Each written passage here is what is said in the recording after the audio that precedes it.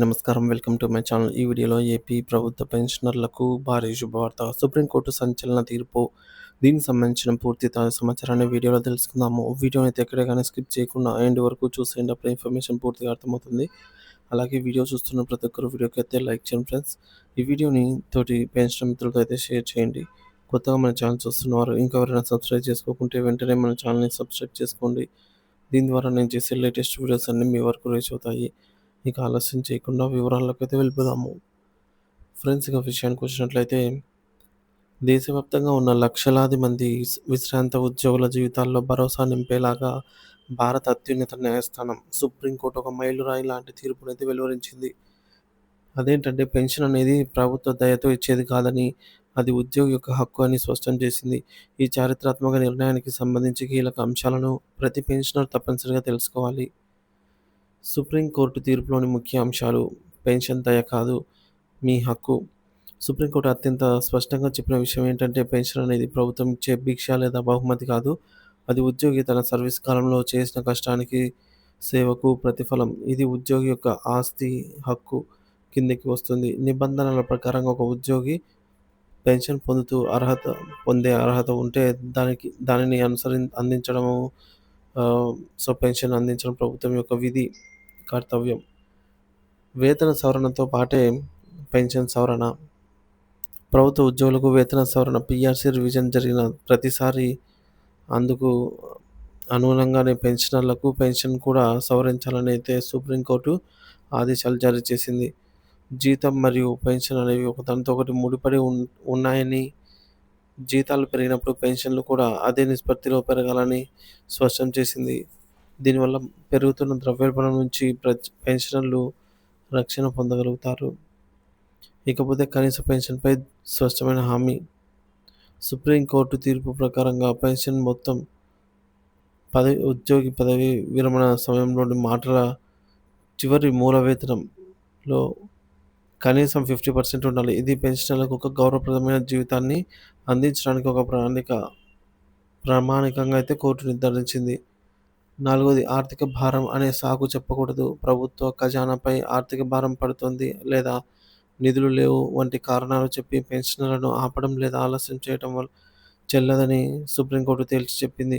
పెన్షనర్ల హక్కులను కాపాడటం ప్రభుత్వం ప్రాథమిక బాధ్యత అని, దీనిని ఆర్థిక సమస్యగా చూడరాదని పేర్కొంది. ఇక ఐదోది, అనవసర కేసులతో వేధించొద్దు. పెన్షనర్లకు సంబంధించిన చిన్న చిన్న విషయాలపై ప్రభుత్వాలు అనవసరంగా కోర్టులో కేసులు వేస్తూ వృద్ధులైన పెన్షనర్లను ఇబ్బందికి గురి చేయడాన్ని సుప్రీంకోర్టు తీవ్రంగా తప్పుపట్టింది. ఇలాంటి వివాద వివాదాలను సామరస్యపూర్వకంగానే పరిష్కరించుకోవాలని, పెన్షనర్లకు ఇబ్బంది కలిగించే విధానాలను మానుకోవాలని అయితే ప్రభుత్వం ఆదేశాలను జారీ చేసింది. కర్ణాటక హైకోర్టు మరో కీలక ముందడుగు. బ్యాంకుల కఠిన నిబంధనలు. సుప్రీంకోర్టు తీర్పు స్ఫూర్తితో కర్ణాటక హైకోర్టు పెన్షనర్ల విషయంలో మానవతా దృక్పథంతో మరో ముఖ్యమైన తీర్పునిచ్చింది. ముఖ్యంగా జీవిత ధృవీకరణ పత్రం, లైఫ్ సర్టిఫికేట్ సమర్పించని పెన్షనర్ల విషయంలో బ్యాంకులు అనుసరించాల్సిన విధానాలపై స్పష్టమైన ఆదేశాలు జారీ చేసింది. బ్యాంకుల బాధ్యత ఏమిటి? ఏదైనా పెన్షనర్ నిర్ణీత గడువులోగా లైఫ్ సర్టిఫికేట్ సమర్పించకపోతే బ్యాంకులు వెంటనే వారి పెన్షన్ను నిలిపివేయకూడదు. అందుకు బదులుగా బ్యాంకు అధికారులు స్వయంగా పెన్షనర్ ఇంటికి వెళ్లి వారి యొక్క యోగక్షేమాలను విచారించి వారు జీవించి ఉన్నారా లేదా అనే విషయాన్ని నిర్ధారించేవారు. ఒక అనారోగ్యం, వృద్ధాప్యం వంటి కారణాలతో వారు బ్యాంకుకు రాలేకపోతున్నారేమో తెలుసుకొని ఈ ప్రక్రియను పూర్తి చేయకుండా పెన్షన్ అయితే ఆపడం చట్టవిరుద్ధమవుతుంది. నిబంధనలు ఉల్లంఘిస్తే బ్యాంకులపై చర్యలు. తక్షణ చెల్లింపు. అన్యాయంగా నిలిపివేసిన పెన్షన్ బకాయిలను వెంటనే విడుదల చేయాలి. వడ్డీతో సహా చెల్లింపులు.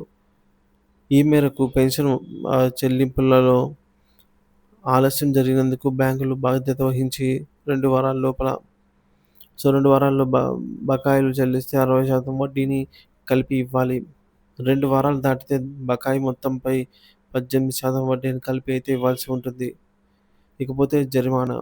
కొన్ని తీవ్రమైన కేసులలో బాధ్యతారహితంగా వ్యవహరించినటువంటి బ్యాంకులకు ఒక విధంగా ₹1,00,000 వరకు జరిమానా విధించే అధికారం కూడా ఉంది.